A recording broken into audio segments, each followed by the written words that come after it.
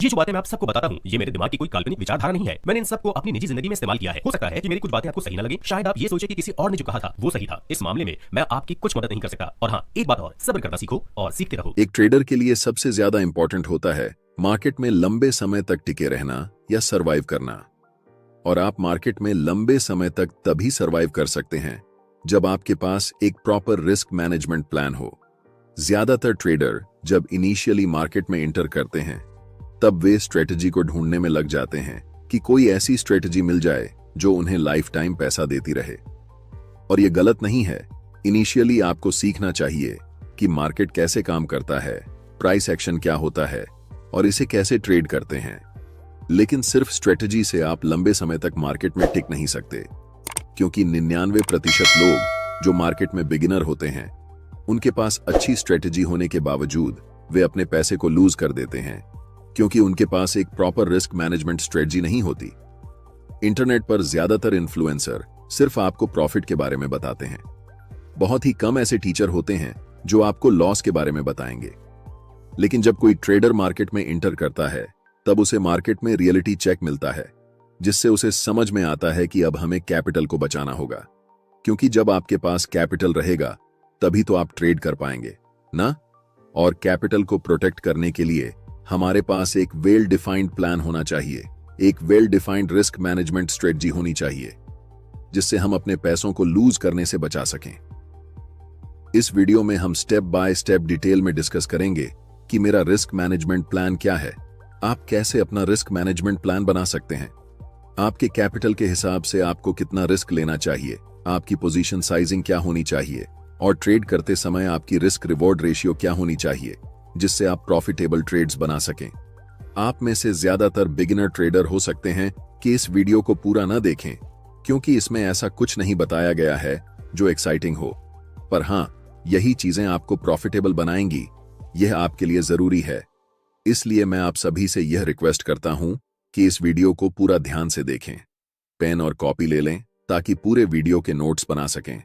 फिर कभी risk management पर वीडियो न देखनी पड़े, क्योंकि यह रिस्क मैनेजमेंट पर एक कंप्लीट गाइड है। अगर आप सच में मार्केट से पैसा कमाना चाहते हैं तो आपके पास एक परफेक्ट रिस्क मैनेजमेंट प्लान होना ही चाहिए।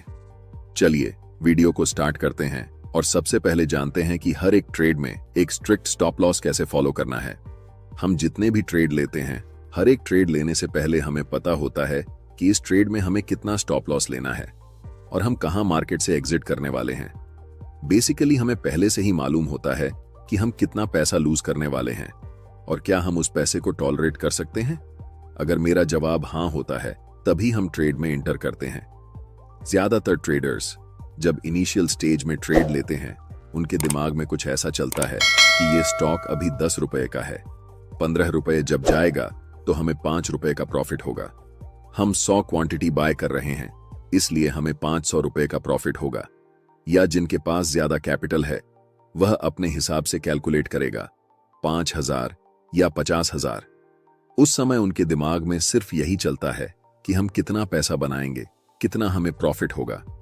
लॉस के बारे में वे नहीं सोचते। लेकिन अगर आप लंबे समय तक ट्रेडिंग करना चाहते हैं तो आपको इस पूरे थिंकिंग प्रोसेस को फ्लिप करना होगा।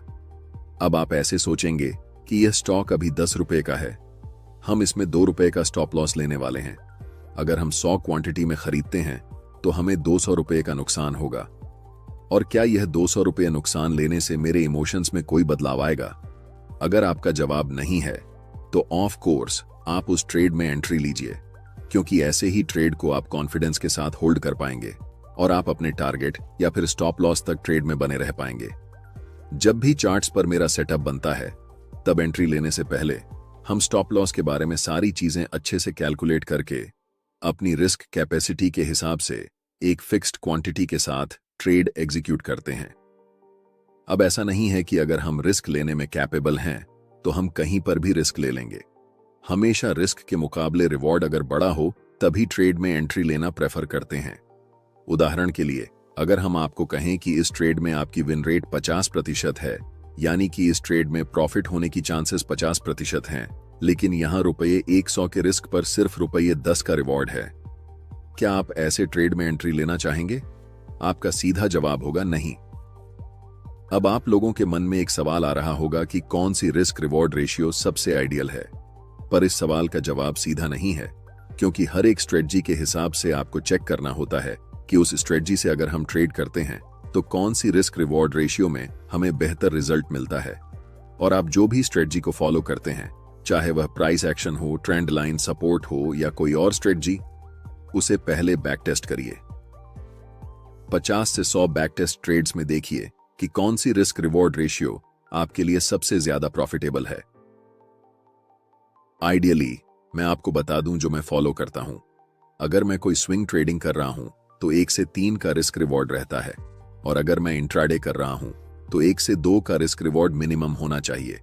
अगर 1 से 2 का रिवॉर्ड नहीं हो रहा है तो हम उस ट्रेड में एंट्री नहीं लेते हैं। ये मेरा रूल है। आप चाहें तो इसे अपने हिसाब से एडजस्ट कर सकते हैं, मॉडिफाई कर सकते हैं। मैं आपको एक चार्ट दूंगा जिससे आपको यह पता चल जाएगा कि आपकी स्ट्रेटेजी की विन रेट के हिसाब से आपको किस रिस्क रिवॉर्ड रेशियो में प्रॉफिट, लॉस या फिर ब्रेक इवन होगा।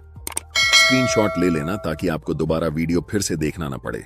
अब आपको यह समझना होगा कि हर ट्रेड में आपको कितना रिस्क लेना चाहिए। इसका जवाब हर एक ट्रेडर के लिए अलग हो सकता है। मैं कितना रिस्क करता हूं, आप कितना रिस्क करेंगे या कोई तीसरा कितना रिस्क करेगा, यह सब आपके कैपिटल साइज के हिसाब से डिसाइड होता है। उदाहरण के लिए, अगर मेरी कैपिटल 1 लाख रुपए है तो मैं 1 से 2% पर ट्रेड रिस्क लेता हूं। और अगर आप एक बिगिनर हैं तो आपके पास बहुत कम कैपिटल होंगे, इसलिए मेरा सुझाव रहेगा कि आप अपने कैपिटल का भी 1 से 2% ही पर ट्रेड रिस्क लें। उदाहरण से समझते हैं, अगर आपका कैपिटल 10,000 रुपए है तो इस हिसाब से आपको 100 से 200 रुपए के बीच में पर ट्रेड रिस्क लेना है। ज्यादा रिस्क क्यों नहीं लेना है ये मैं बाद में बताऊंगा, क्योंकि इसका आपके कैपिटल पर बहुत नेगेटिव इफेक्ट होता है। ऐसे में आपको लग सकता है कि इतने कम रुपए रिस्क करने पर हमारा स्टॉप लॉस बहुत छोटा हो जाएगा, लेकिन ऐसा नहीं है। देखिए, अगर आप फ्यूचर एंड ऑप्शंस में ट्रेड करते हैं तो 100 से 200 रुपए बहुत जल्दी हिट हो सकते हैं, क्योंकि आपका पोजीशन साइज ऑप्शन बाइंग में खासकर सही नहीं रहेगा। लेकिन यही चीज अगर कोई ऑप्शन सेलर करता है तो ऑप्शन सेलिंग में रिस्क पहले से ही मैनेज्ड रहता है, जिस कारण आप सुनते होंगे कि ज्यादातर ऑप्शन बायर्स मार्केट में लॉस करते हैं और ज्यादातर ऑप्शन सेलर्स मार्केट में प्रॉफिट बनाते हैं। ऑप्शन सेलर्स के पास थीटा गेनिंग के अलावा रिस्क मैनेजमेंट का भी फायदा होता है। इसीलिए अगर आपका रिस्क मैनेजमेंट फ्यूचर और ऑप्शंस में सही नहीं बैठ रहा है तो आप इक्विटी में ट्रेड करें, चाहे वह इंट्राडे स्टॉक्स हो या डिलीवरी स्टॉक्स। लेकिन हम जानते हैं कि ज्यादातर ट्रेडर्स मेरी बात नहीं मानेंगे। जब आपका कैपिटल खत्म हो जाएगा तभी आपको समझ में आएगा कि उस समय रिस्क मैनेजमेंट पर ध्यान देना चाहिए था। ट्रेडिंग में जब आपको अपने कैपिटल का 10% से ज्यादा लॉस हो जाता है तो हमेशा याद रखें कि आपको ब्रेक इवन तक आने के लिए 11% प्रॉफिट बनाना पड़ेगा। मैं आपको एक चार्ट दूंगा जिसमें दिखाऊंगा कि जब आप अपने कैपिटल का 1% लूज करते हैं तो आपको 1% ही कमाना पड़ेगा ब्रेक इवन तक पहुंचने के लिए। ब्रेक इवन का मतलब होता है आपके इनिशियल कैपिटल तक वापस आना, यानी कि आपकी लॉस को रिकवर करना। अगर आप 5% लॉस करते हैं तो भी आपको 5% ही कमाना पड़ेगा, लेकिन जब आपका लॉस 10% हो जाता है तो आपको 11% कमाना पड़ेगा। उसी तरह जब आपका लॉस 20% हो जाता है तो आपको 25% कमाना पड़ेगा, और अगर आपका 50% कैपिटल लॉस हो जाता है तो आपको 100% प्रॉफिट कमाना पड़ेगा, तब जाकर आप ब्रेक इवन तक पहुंच पाएंगे। इसी वजह से मैं कह रहा था कि आप मिनिमम रिस्क लें ताकि आपको ब्रेक इवन तक पहुंचने में ज्यादा मेहनत न करनी पड़े या अपने लॉस को रिकवर करने में दिक्कत ना हो।